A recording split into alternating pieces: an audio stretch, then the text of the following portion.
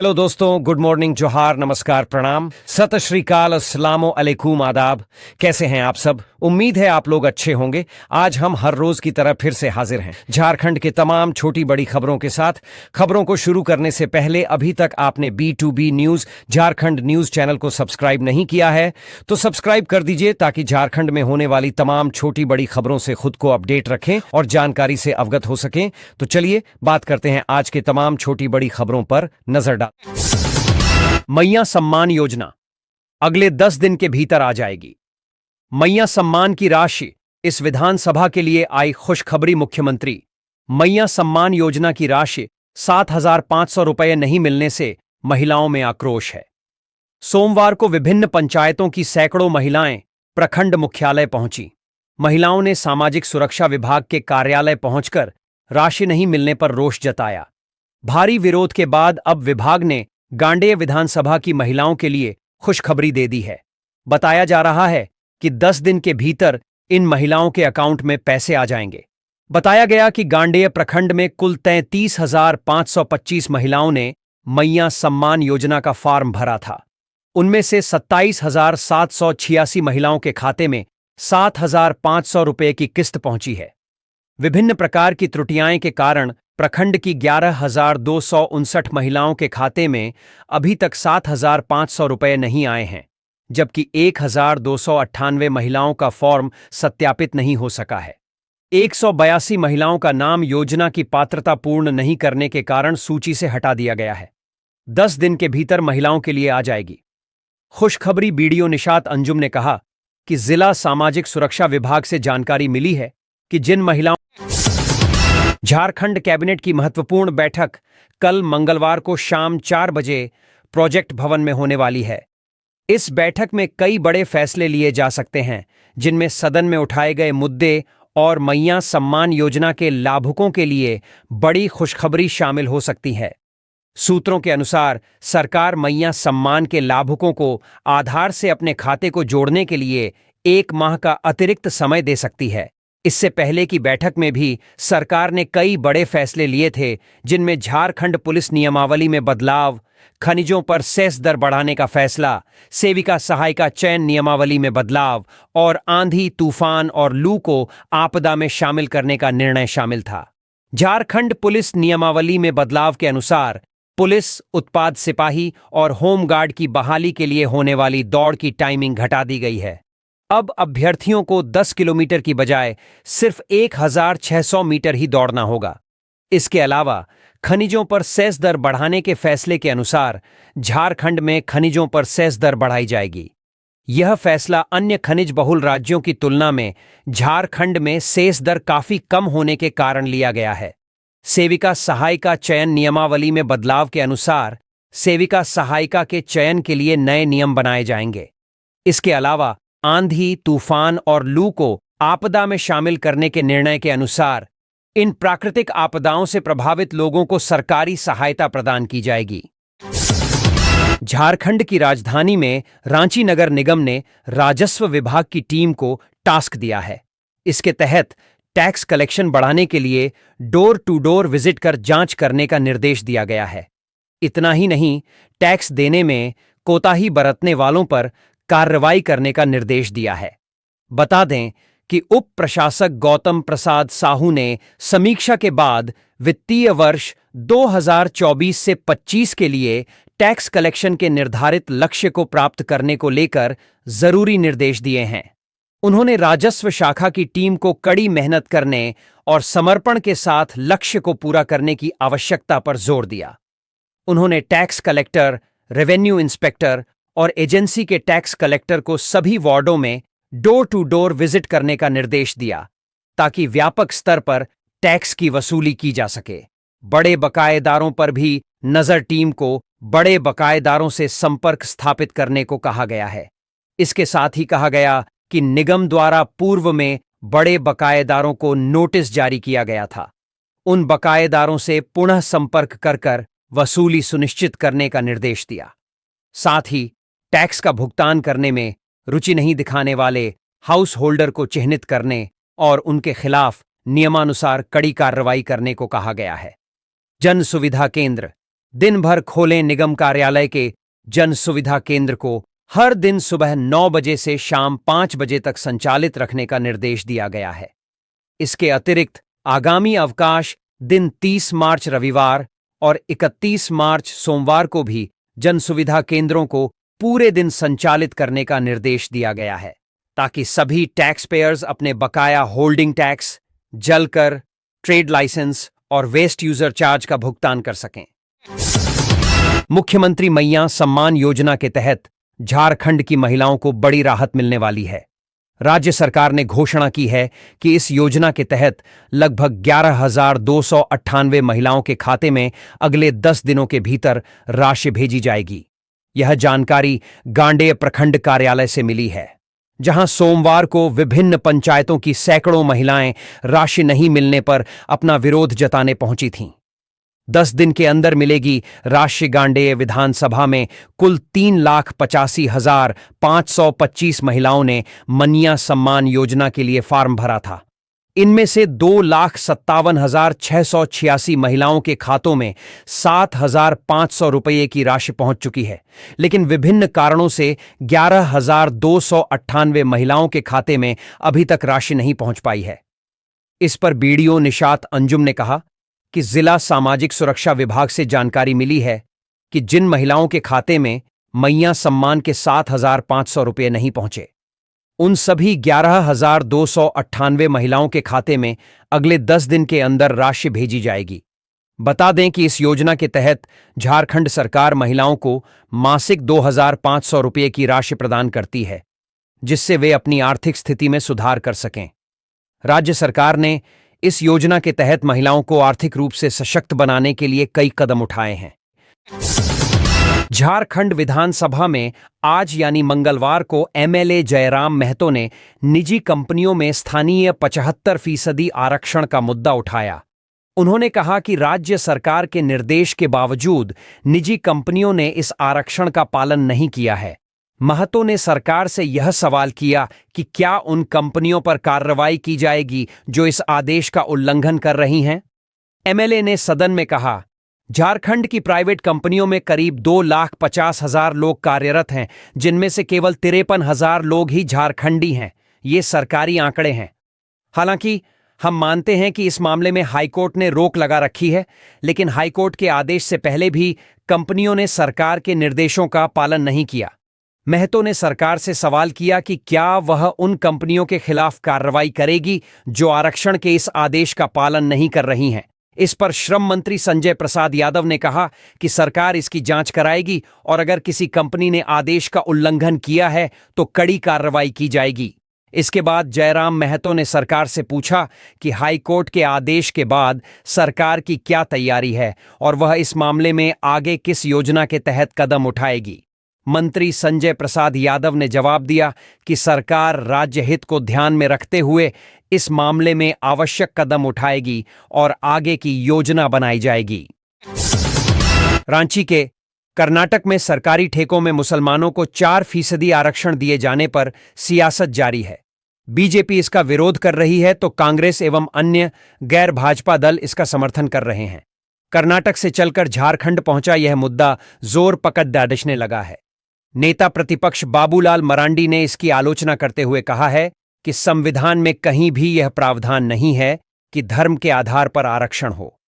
नेता प्रतिपक्ष ने कहा कि संविधान में प्रावधान नहीं रहने के बावजूद कर्नाटक में सरकारी ठेके में मुसलमान को 4% आरक्षण देने का फैसला किया गया है। इससे यह दर्शाता है कि संविधान में संशोधन हो। उन्होंने कहा कि संविधान में तोड़ मरोड़ करना कांग्रेस की आदत रही है। बाबूलाल मरांडी ने नवरात्र के दौरान जहां पूजा होती है, ऐसे स्थल पर नॉन वेज की दुकानों को सरकार द्वारा चिन्हित करने की बात कही है। कांग्रेस नेता और राज्य के स्वास्थ्य मंत्री डॉक्टर इरफान अंसारी ने कर्नाटक में मुसलमान को 4% आरक्षण दिए जाने का समर्थन करते हुए कहा है कि भाजपा शासित राज्यों में मुसलमान के साथ सौतेला व्यवहार किया जाता है, उनके साथ ज्यादती की जाती है और उनका हक छीना जाता है। इस वजह से वहां का मुसलमान समाज में सबसे नीचे हो गया है। उन्होंने कहा कि कांग्रेस की सरकार में कभी भी भेदभाव नहीं किया और सबको साथ लेकर चलने का काम किया।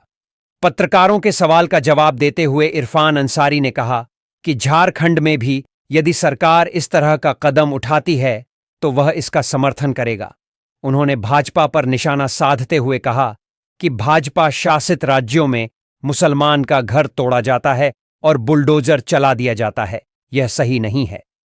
भारतीय जनता पार्टी ने झारखंड में 18 साल तक शासन किया और मुसलमान को गरीब बना दिया। उन्होंने कहा कि वह चाहेंगे कि समाज के सभी वर्गों को सम्मान मिले, उनका हक नहीं छीना जाए। विगत झारखंड विधानसभा चुनाव में खाता खोलने में सफल रही लोक जनशक्ति पार्टी रामविलास राज्य में संगठनात्मक मजबूती पर इन दिनों जोर दे रही है। इसी के तहत पार्टी ने मंगलवार को राजधानी रांची के पुराना विधानसभा परिसर में प्रदेश कमेटी की बैठक की, जिसमें विधायक जनार्दन पासवान के अलावे कई पदाधिकारी मौजूद रहे। प्रदेश अध्यक्ष बीरेंद्र प्रधान के नेतृत्व में हुई इस बैठक में आने वाले समय में बिहार विधानसभा चुनाव में पार्टी प्रत्याशियों की जीत सुनिश्चित कराने के लिए झारखंड से नेता और कार्यकर्ता को भेजने का निर्णय लिया गया। इसके साथ ही राज्य में होने वाले नगर निकाय चुनाव को लेकर भी विचार विमर्श किया गया। प्रदेश अध्यक्ष बीरेंद्र प्रधान ने जानकारी देते हुए कहा कि पार्टी द्वारा सदस्यता अभियान शुरू किया जा रहा है, जिसको लेकर सभी जिलों में सदस्यता अभियान प्रभारी नियुक्त किया जा रहा है। वहीं नगर निकाय चुनाव लड़ने की चाहत रखने वाली पार्टी नेताओं की भी सूची तैयार की जा रही है। लोजपा आर को मजबूत करना एकमात्र लक्ष्य। जनार्दन पासवान, लोजपा, रामविलास। विधायक जनार्दन पासवान ने संगठनात्मक मजबूती पर जोर दिया। उन्होंने कहा कि जब हम कमजोर थे तो भी एक सीट पर चुनाव लड़े और जीतने में सफल हो गए। अभी पार्टी मजबूती के साथ खड़ी हुई है। हमारा लक्ष्य है कि पार्टी को मजबूत करें, जिससे नगर निकाय चुनाव जीतें। जनार्दन पासवान ने कहा कि लोजपा एनडीए के साथ है और बिहार चुनाव में भी हम लोग मजबूती के साथ लड़ेंगे और सफल होंगे। इसके लिए रणनीति तैयार की जा रही है। उन्होंने कहा कि मंगलवार की बैठक में सदस्यता अभियान के जरिए पार्टी की मजबूती के साथ साथ भावी कार्यक्रमों पर विचार विमर्श किया जा रहा है। प्रकृति पर्व सरहुल को लेकर झारखंड के आदिवासी समुदायों ने तैयारियां शुरू कर दी हैं। 4 दिनों तक चलने वाली इस पर्व की मनाने की कई परंपराएं हैं, जिसमें से एक पूजा के दौरान नई धान, ज्वार, गेहूं जैसी 7 तरह की फसलों को चढ़ाने की परंपरा है। इसके पीछे की क्या मान्यता है, इसके बारे में हम आपको यहां जानकारी देंगे।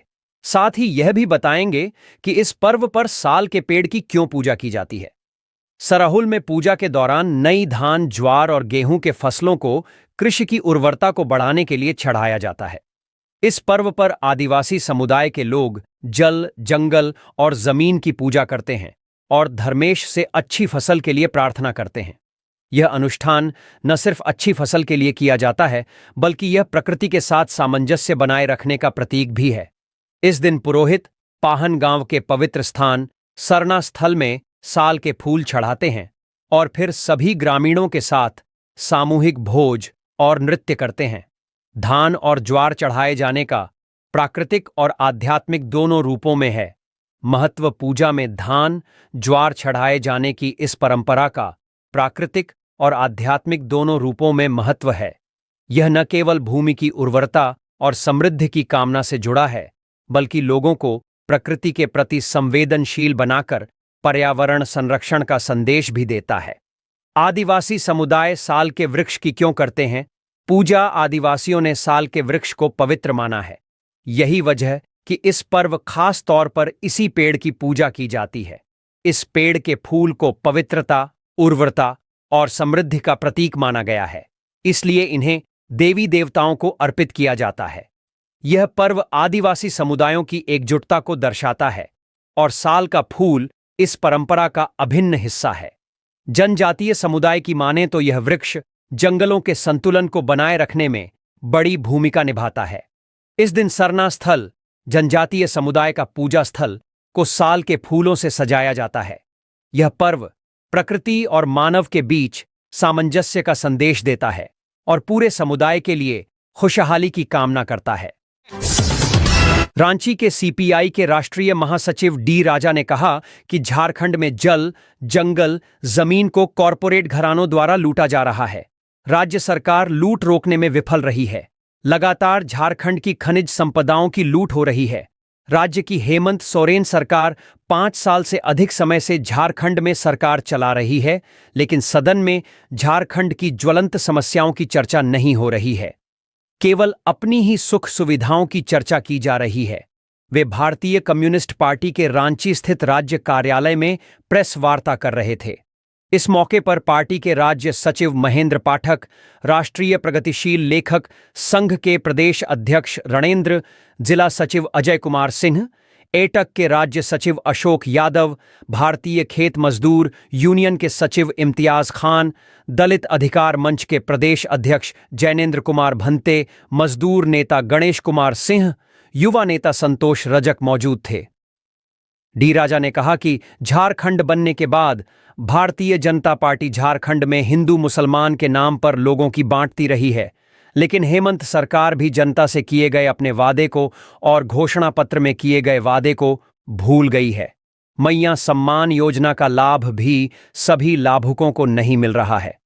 हेमंत सरकार द्वारा किया गया वादा भूमि बैंक को रद्द करने, बेरोजगारों को बेरोजगारी भत्ता देने, किसानों को किसान पेंशन देने, सामाजिक सुरक्षा की गारंटी, असंगठित मजदूरों को 2,500 रुपये न्यूनतम मजदूरी निर्धारित करने, स्थानीय नीति एवं नियोजन नीति, विस्थापन आयोग एवं विस्थापन नीति राज्य सरकार भूल गई है।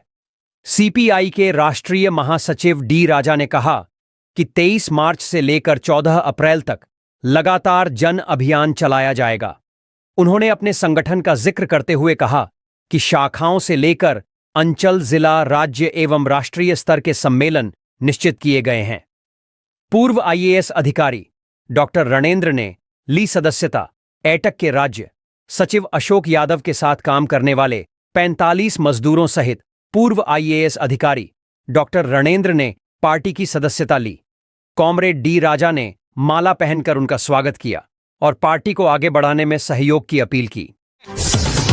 Jharkhand academic council Ranchi JAC board के द्वारा अभी तक सभी कक्षाओं की बोर्ड की परीक्षा कर ली गई है, लेकिन कक्षा 11वीं साइंस, कॉमर्स एंड आर्ट्स की बोर्ड की परीक्षा अभी तक नहीं कराई गई है, जिसकी वजह से विद्यार्थियों के मन में यह सवाल उठ रहा है कि आखिरकार बोर्ड की परीक्षा कब तक कराई जाएगी।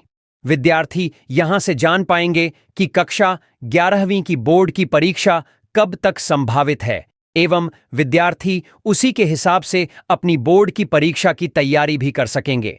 जैक बोर्ड के द्वारा अब कक्षा 11वीं का परीक्षा के लिए परीक्षा तिथि एवं परीक्षा कार्यक्रम जारी करने की संभावना है।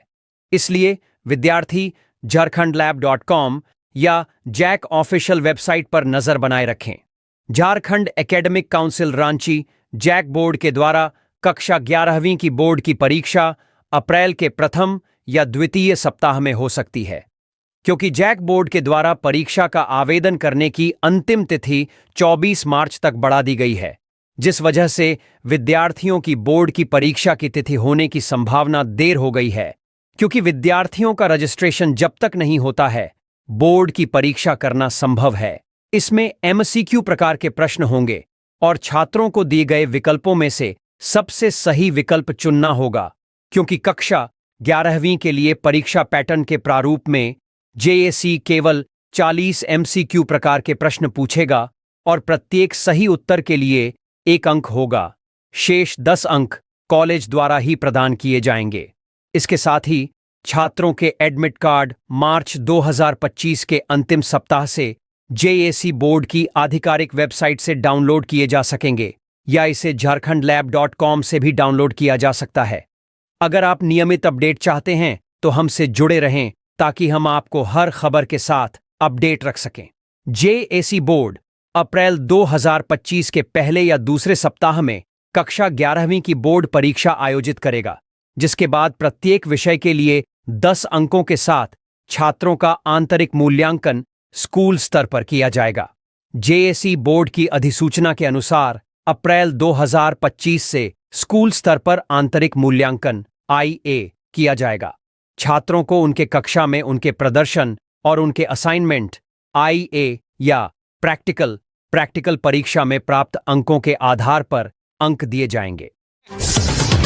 हजारीबाग जिले में पुलिस ने अवैध मादक पदार्थों की तस्करी पर नकेल कसते हुए एक बड़ी कार्रवाई की। एएसपी को सूचना मिली कि ट्रक नंबर PB11BU8159 में अवैध रूप से डोडा मादक पदार्थ की तस्करी की जा रही है और यह रांची से बरही की ओर जा रहा है। एएसपी के आदेश पर एक छापामारी टीम का गठन किया गया और NH 53 के चानो इलाके में वाहन चेकिंग अभियान चलाया गया। चेकिंग के दौरान ट्रक नन 0 PB11BU8159 चेकिंग स्थल से करीब 50 मीटर की दूरी पर रुक गया और ट्रक चालक वाहन से उतरकर भागने का प्रयास करने लगे। पुलिस टीम ने तत्परता से उसे पकड़ लिया। पूछताछ के दौरान चालक ने अपना नाम कर्मवीर सिंह 27 वर्ष निवासी चक अमृतसर थाना सामाना जिला पटियाला पंजाब बताया। उसने यह भी स्वीकार किया कि ट्रक के डाले में लोहे के बिलेट के अलावा 102 प्लास्टिक बोरी में डोडा लोड किया गया था। छापामारी टीम द्वारा की गई तलाशी में ट्रक से कुल 1793 किलो 400 ग्राम डोडा बरामद हुआ। साथ ही 47 लोहे के बिलेट भी जब्त किए गए। आरोपी चालक ने यह भी बताया कि वह डोडा को खूंटी से लेकर इस्माइलियाबाद कुरू हरियाणा ले जा रहा था। इस मामले में मुफस्सिल थाना में मामला दर्ज कर लिया गया है, जिसमें आरोपी के खिलाफ विभिन्न धाराओं के तहत कार्रवाई की जा रही है, जिनमें NDPS एक्ट की धारा 15-20-7 A/9/30 भी शामिल हैं। बरामद की गई सामग्री गिरफ्तार चालक के पास से एक नहीं 2 मोबाइल जब्त की गई है।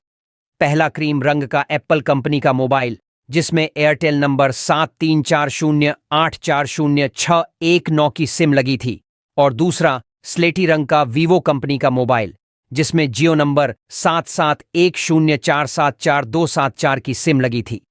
छापामारी दल में SDPO अमित आनंद, मुफस्सिल SHO कुणाल किशोर, जितेंद्र भगत .090, प्रकाश होरो .090, राकेश कुमार सशस्त्र बल के A0393, निमाय चंद्रदास सशस्त्र बल के A0444, साजिद खान चाजो A0144 शामिल थे। इस सफलता पर पुलिस ने इस तस्करी के नेटवर्क को नष्ट करने के लिए आगे भी कार्रवाई जारी रखने की बात कही है। केंद्र सरकार तथा वर्तमान प्रधानमंत्री श्री नरेंद्र मोदी जी के निर्णय अनुसार वर्ष 2025 में फरवरी महीने से PM आवास योजना के तहत एक बार पुनः सर्वे को शुरू करवाया गया है। इस सर्वे के तहत आवास योजना में उन सभी परिवारों के नाम जोड़े जा रहे हैं जिनके लिए पिछले सालों में PM आवास योजना का लाभ नहीं मिल पाया है। बताते चलें कि PM आवास योजना के सर्वे का कार्य मुख्य रूप से ग्रामीण क्षेत्रों में किया जा रहा है, क्योंकि आंकड़ों के मुताबिक इन क्षेत्रों में अधिकांश ऐसे परिवार हैं जो अभी भी कच्चे घरों में निवास करने पर मजबूर हैं तथा स्वयं की लागत से पक्के मकान नहीं बनवा पा रहे हैं। अगर आप भी ग्रामीण क्षेत्र से ताल्लुक रखते हैं तथा PM आवास योजना का लाभ प्राप्त करना चाहते हैं, तो ऐसे में आपके लिए जल्द से जल्द PM आवास योजना में अपना सर्वे करवा लेना चाहिए। अन्यथा सर्वे की तिथि निकल जाने के बाद न तो PM आवास योजना का सर्वे हो पाएगा और न ही आवास का लाभ मिल पाएगा। आपकी जानकारी के लिए बता दें कि आवास योजना के सर्वे में ग्रामीण क्षेत्रों में सबसे महत्वपूर्ण भूमिका ग्राम प्रधान तथा सचिव के द्वारा निभाई जा रही है, जिसके तहत उनके द्वारा पात्र परिवारों के लिए सर्वे हेतु प्रोत्साहित किया जा रहा है तथा घर घर जाकर सर्वे भी किया जा रहे हैं। इसके अलावा ऐसे व्यक्ति जो स्वयं के द्वारा PM आवास योजना में सर्वे करवाना चाहते हैं, उनके लिए ऑनलाइन भी इस कार्य को व्यवस्थित किया गया है। आज हम इस आर्टिकल में PM आवास योजना के सर्वे के बारे में पूरी जानकारी देने वाले हैं, जिसके लिए हमारे साथ अंत तक बने रहे। केंद्र सरकार के द्वारा PM आवास योजना का लक्ष्य वर्ष 2027 तक बढ़ा दिया गया है। नई घोषणा के अनुसार देश में 3 करोड़ घरों का निर्माण करवाया जाने वाला है। योजना में पिछले नियम के आधार पर ही शहरी क्षेत्र के व्यक्तियों के लिए 2,50,000 तथा ग्रामीण क्षेत्र के लिए 1,20,000 की राशि दी जाएगी। जिन व्यक्तियों का सर्वे पूरा होता है, उनके नाम बेनिफिशियरी लिस्ट में शामिल होंगे। सर्वे के 1 महीने बाद ही उम्मीदवार के खाते में आवास निर्माण हेतु राशि हस्तांतरित की जाएगी। पीएम आवास योजना के अंतर्गत जो सर्व करवाए जा रहे हैं उसकी अंतिम तिथि को भी सुनिश्चित किया गया है। आवास योजना में आवेदन करने वाले लोगों के लिए ध्यान देना चाहिए कि यह सर्वे केवल 31 मार्च 2025 तक चलने वाले हैं। इस निश्चित तिथि के दौरान पात्र व्यक्तियों के लिए अनिवार्य रूप से सर्वे करवा लेना चाहिए, अन्यथा लाभ न मिलने पर वे स्वयं जिम्मेदार होंगे।